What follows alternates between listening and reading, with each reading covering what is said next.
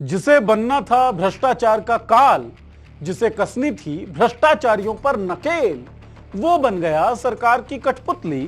कैसे हुआ Lokpal fail? Again too much poetic नहीं? अब असली पोयम सुनाते हैं। पोएम्स के बारे में आपने सुना होगा कि बेहतरीन कविताएं सीधे सीधे बात नहीं करती, बल्कि छिपा छिपा कर इशारों में बात करती। इस परिभाषा के आधार पर लोकपाल एक कॉन्सेप्ट और रियलिटी के बीच एक पोयम ही दिखता है। छिपा छिपा कर बात करना तो छोड़िए, ये शायद बात ही नहीं करना चाहता। लोकपाल के एनुअल रिपोर्ट से उसकी अकाउंटेबिलिटी के बारे में पता चलता है, लेकिन रिपोर्ट्स के मुताबिक 2022-23, 23-24 और 24-25 में लोकपाल की एक भी एनुअल रिपोर्ट राष्ट्रपति के सामने पेश नहीं हुई। जाहिर है संसद में भी नहीं पहुंची, जबकि कानून साफ कहता है कि हर साल ये एनुअल रिपोर्ट पहले राष्ट्रपति और फिर संसद में प्रेजेंट की जानी होती है। पेश क्यों नहीं हुई रिपोर्ट? क्या लोकपाल भ्रष्टाचारियों को बचाने में लग गया है? लोकपाल के पास शिकायतों का पहुंचना कम क्यों हो गया है? और जो शिकायतें पहुंच भी रही हैं उन पर कार्रवाई धीमी क्यों है?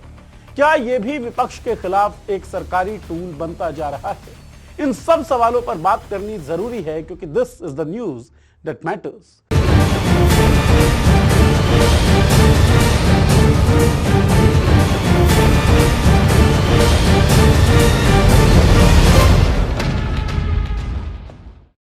नमस्कार, मैं हूं नीरज और आप देख रहे हैं मॉलिटिक्स। लोकपाल जब शोर उठा तब माना गया कि देश में भ्रष्टाचार के खिलाफ सबसे मजबूत पहरेदार होगा।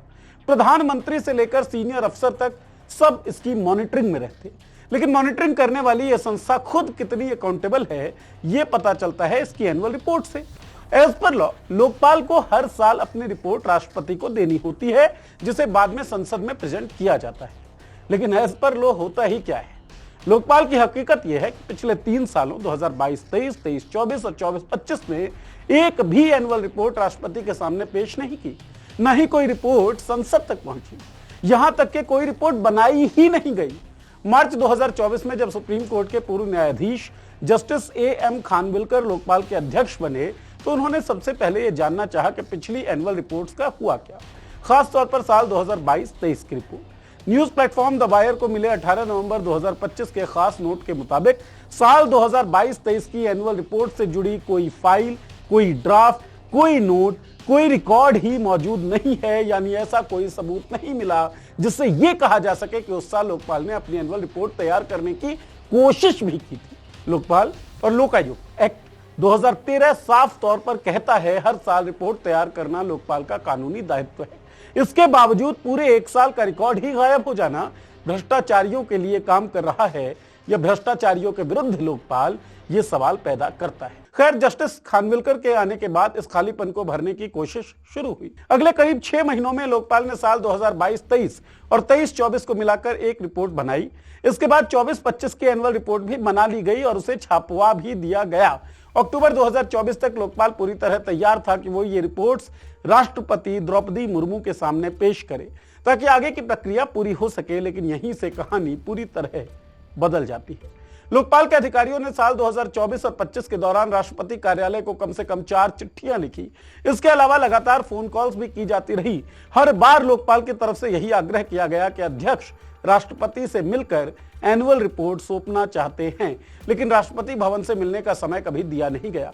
लेटर्स के जवाब में बताया गया कि राष्ट्रपति की व्यस्तता के कारण समय नहीं दिया जा सकता। अब यहां लोकपाल के पास ऑप्शन था कि वो पोस्ट के जरिए रिपोर्ट राष्ट्रपति को भेज दे, लेकिन उन्होंने शुरुआत में ऐसा नहीं किया और लगभग 8 से 9 महीने गुजर जाने के बाद लोकपाल ने ये रिपोर्ट्स राष्ट्रपति को भेजी। राष्ट्रपति कार्यालय ने इन दस्तावेज को स्वीकार तो कर लिया, लेकिन इसके बाद रिपोर्ट्स को संसद में देने के बजाय प्रधानमंत्री कार्यालय के अधीन आने वाले department of personal and training यानी DOPT को भेज दिया। दिसंबर 2025 में संसद का शीतकालीन सत्र भी बुलाया गया, लेकिन लोकपाल की ये रिपोर्ट संसद तक नहीं पहुंची। लोकपाल राष्ट्रपति से मिलने का समय मांगता रहा और समय नहीं मिला। सवाल है कि क्या कानून में कहीं यह लिखा है कि रिपोर्ट सौंपने के लिए मुलाकात जरूरी है? अगर रिपोर्ट तैयार थी तो उसे पहले ही पोस्ट के जरिए क्यों नहीं भेजा गया? और अगर राष्ट्रपति कार्यालय ने दस्तावेज स्वीकार कर लिए तो फिर वो संसद तक क्यों नहीं पहुंची? लोकपाल के 3 साल की एनुअल रिपोर्ट का संसद तक ना पहुंचना सिर्फ एक कागजी चूक नहीं है। सुप्रीम कोर्ट के वकील प्रशांत भूषण का मानना है यह खेल सरकार के इशारे पर लोकपाल के द्वारा ही रचा गया है। लोकपाल के मौजूदा अध्यक्ष जस्टिस एएम खानविलकर की भूमिका पर सवाल उठाते हुए प्रशांत भूषण कहते हैं कि जस्टिस एएम खानविलकर का पक्ष हमेशा से इस सरकार के प्रति नर्म रहा। इन्होंने सुप्रीम कोर्ट में रहते हुए कई अहम मामलों में सरकार के पक्ष में फैसले दिए। 2019 में जहूर अहमद शाह वताली केस में दिए गए फैसले से यूएपीए मामले में जमानत और कठिन हो गई। इसी तरह पीएमएलए से जुड़े मामलों में भी सख्त प्रावधानों को बरकरार रखा गया। 3 सालों तक रिपोर्ट का ना आना, राष्ट्रपति से समय ना मिलना, संसद तक दस्तावेज ना पहुंच पाना, ये सब अलग अलग घटनाएं नहीं हैं। ये उस बड़ी तस्वीर के हिस्से हैं जिसमें लोकपाल जैसी संस्था धीरे धीरे हाशिए पर ढकेली जा रही है। यह अकेली घटना नहीं है जिसके कारण लोकपाल पर सवाल उठे हों। सबसे पहले तो लोकपाल को स्थापित करने में ही 6 साल लंबा समय लग गया। साल 2013 में कानूनी तौर पर बनने के बाद साल 2019 में लोकपाल ने काम करना शुरू किया, लेकिन इस काम में सत्ता पक्ष और विपक्ष के प्रति भेदभाव साफ देखा गया। लोकपाल को 2019 से अब तक कुल 6,955 शिकायतें प्राप्त हुई। इनमें से 6264 शिकायतें, जो कुल शिकायतों का 90% है, लोकपाल की स्थापना के पहले 4 सालों यानी 2023 तक प्राप्त हुई। पिछले 3 सालों में केवल 691 शिकायतें मिली हैं, जो सितंबर 2025 तक घटकर केवल 233 रह गई। पिछले 3 सालों में प्राप्त सभी शिकायतों में से केवल 289 मामलों में ही प्रारंभिक जांच के आदेश दिए गए और केवल 7 मामलों में अभियोजन की अनुमति। कानून के मुताबिक लोकपाल को अधिकार है कि वह भ्रष्टाचार के आरोपों पर पहले प्रारंभिक जांच करवाए और अगर पर्याप्त सबूत मिले तो पूरी जांच या विभागीय कार्रवाई का आदेश दे। लोकपाल एक्ट की धारा 20 लोकपाल को यह ताकत देती है कि वह जांच पूरी होने के बाद किसी सरकारी कर्मचारी के खिलाफ अभियोजन की अनुमति दे सकता है। पहले यह अधिकार सरकार या किसी कॉम्पिटेंट अथॉरिटी के पास होता था, लेकिन अब यह ताकत लोकपाल के पास है।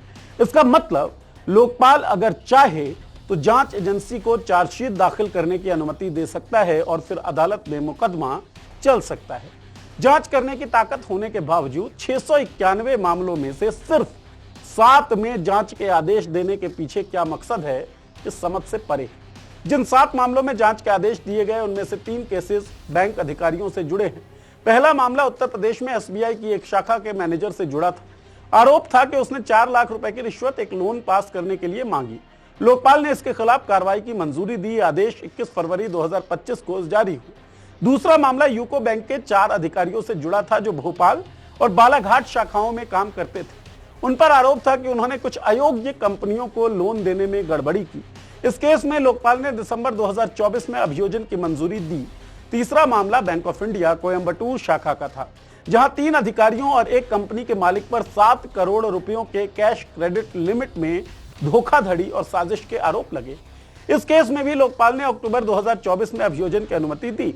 इन मामलों को देखकर लगता है कि जिस लोकपाल से बड़े बड़े भ्रष्टाचार के शेर पकड़ने की उम्मीद थी, उसने अब तक कुछ चूहे ही पकड़े हैं, वो भी सरकारी दफ्तरों और बैंक्स के। लोकपाल को एक स्वतंत्र और शक्तिशाली संस्था के रूप में देखा गया था, जो देश के बड़े बड़े भ्रष्टाचार मामलों की जांच कर सके।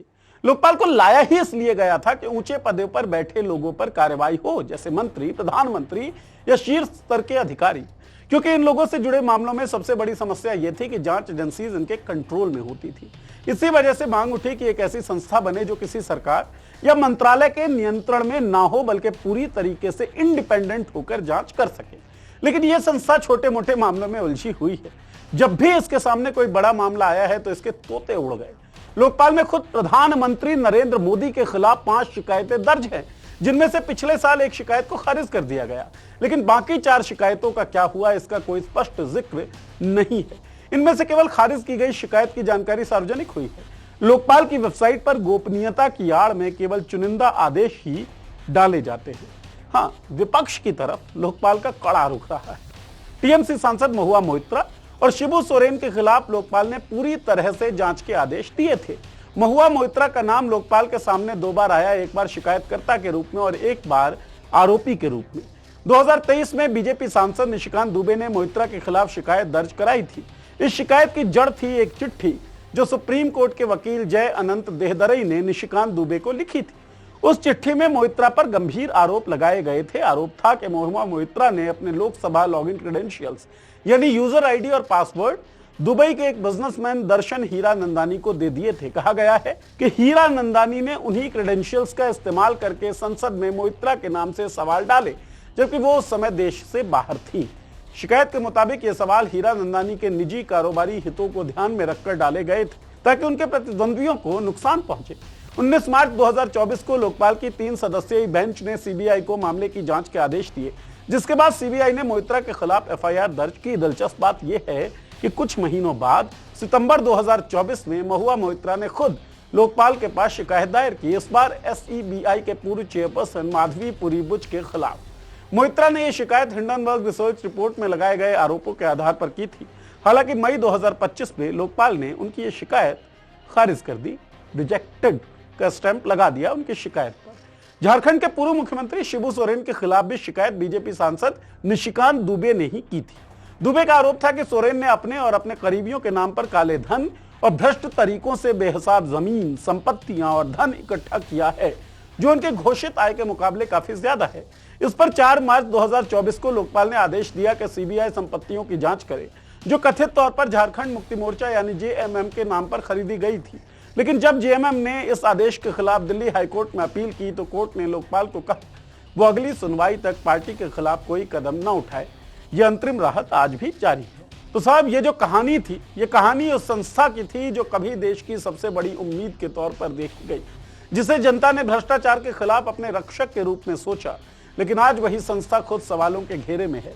जो कभी नेताओं और अफसरों के भ्रष्टाचार पर लगाम लाने के लिए बनी हुई थी, अब उस पर आरोप लग रहे हैं कि वो खुद सत्ता के दबाव में है, निष्क्रिय है और अपनी ताकत का इस्तेमाल गलत दिशा में कर रही है। आखिरकार सवाल सिर्फ इतना नहीं कि लोकपाल ने 3 सालों तक अपनी एनुअल रिपोर्ट क्यों नहीं दी। असली सवाल यह है कि जिस संस्था को देश में भ्रष्टाचार के खिलाफ सबसे ताकतवर हथियार माना गया था, वो आज किसके इशारे पर काम कर रही है और किसके खिलाफ चुप्पी साधे हुए है। रिपोर्ट ना देना, संसद तक ना पहुंचना, बड़े मामलों पर खामोशी और छोटे मामलों में सक्रियता, ये सब मिलकर एक ऐसी तस्वीर बनाते हैं जिसमें लोकपाल एक स्वतंत्र प्रहरी कम और सत्ता के दायरे में बंधी संस्था ज्यादा नजर आती है। अगर लोकपाल ही जवाबदेह नहीं होगा तो जवाबदेही तय करेगा कौन? ये एक बड़ा सवाल है। इसीलिए हमें लगा कि आपको इस सवाल के बारे में जरूर सोचना चाहिए। सोचते हुए आप सोच क्या रहे हैं, ये हमें बताएं इस वीडियो के कमेंट बॉक्स में। वीडियो कैसा लगा ये भी बताएं, और अगर बेहतर लगा हो, बढ़िया लगा हो, तो ये जानकारी अपने दोस्तों के साथ, अपने परिजनों के साथ शेयर करें। चैनल को सब्सक्राइब कर लें, बेल का आइकन दबा दें ताकि हमारे वीडियोस की नोटिफिकेशन आपको मिलती रहे। शुक्रिया।